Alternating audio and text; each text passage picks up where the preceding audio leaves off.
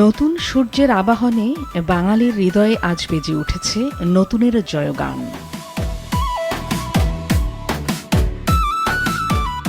গ্রামীণ ঐতিহ্য ও লোকজ সংস্কৃতির প্রতীকী নানা উপকরণ নিয়ে তাই সারা দেশের মতো সিরাজগঞ্জেও বের হয় বর্ণিল বৈশাখী শোভাযাত্রা। রঙিন মুখোশ, ব্যানার ও মোটিফ হাতে জেলার বিভিন্ন সড়ক প্রদক্ষিণ করেন শিশু থেকে সব বয়সী মানুষ।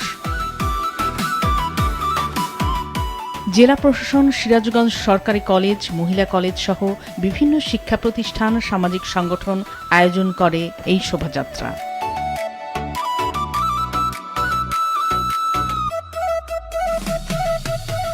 বৈশাখী উৎসবে সিরাজগঞ্জ জেলা প্রশাসন কার্যালয়ের মুক্তমঞ্চে হয় সাংস্কৃতিক অনুষ্ঠান। মুক্তির বাজার স্টেশন সোপানে চলছে 3 দিনব্যাপী সকাল সন্ধ্যা মেলা।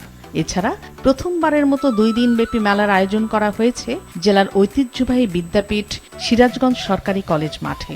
এই মেলার সাজসজ্জা দেখে আমার অনেক ভালো লাগছে। অনেক সুন্দর পরিবেশ, আলপনা দেওয়া হয়েছে এবং একটু আগে র্যালি হয়েছে, তো সবকিছু মিলিয়ে খুব সুন্দর একটা পরিবেশ। এত জাঁকজমকভাবে বৈশাখী মেলা উদযাপন করা হচ্ছে, আমি বাঙালি হিসাবে আমার কাছে খুবই ভালো লাগছে। আয়োজনটা অনেক সুন্দর।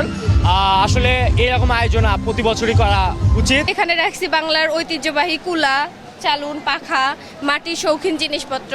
সাথে আমরা একটু সবার যেহেতু গরম, এই জন্য লেবু পানির ব্যবস্থা করছি। এই মেলার মাধ্যমে আমাদের গ্রাম বাংলার বিভিন্ন ঐতিহ্য ফুটে উঠেছে। প্রতিবার সাংস্কৃতিক অনুষ্ঠান হয়, এবার সাংস্কৃতিক অনুষ্ঠানের পাশাপাশি এরকম জমকালোভাবে আয়োজন করে মেলা হচ্ছে। আমরা আশা করব পরবর্তীতে এরকম যেন প্রতিবারই এরকম মেলা হয়। এদিকে আরেক ঐতিহ্যবাহী শিক্ষা প্রতিষ্ঠান রাশিদাত জোহা সরকারি মহিলা কলেজেও চলছে মেলা ও সাংস্কৃতিক অনুষ্ঠান। সিরাজগঞ্জ সরকারি কলেজ মাঠে বৈশাখের বর্ণাঢ্য কর্মসূচির উদ্বোধন করেন বিদ্যুৎ, জ্বালানি ও খনিজ সম্পদ মন্ত্রী ইকবাল হাসান মাহমুদ।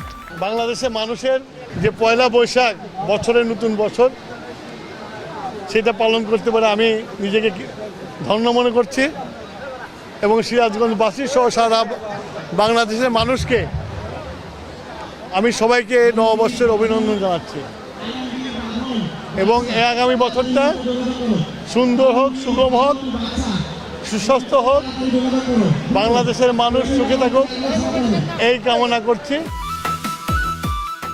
পহেলা বৈশাখ বাঙালির কাছে শুধু নতুন বছরের শুরু নয়, এটি নিজের অস্তিত্ব ও আত্মপরিচয় প্রকাশের দিন, নিজের শিকড়কে অনুভবের দিন মনে করেন সংশ্লিষ্টরা।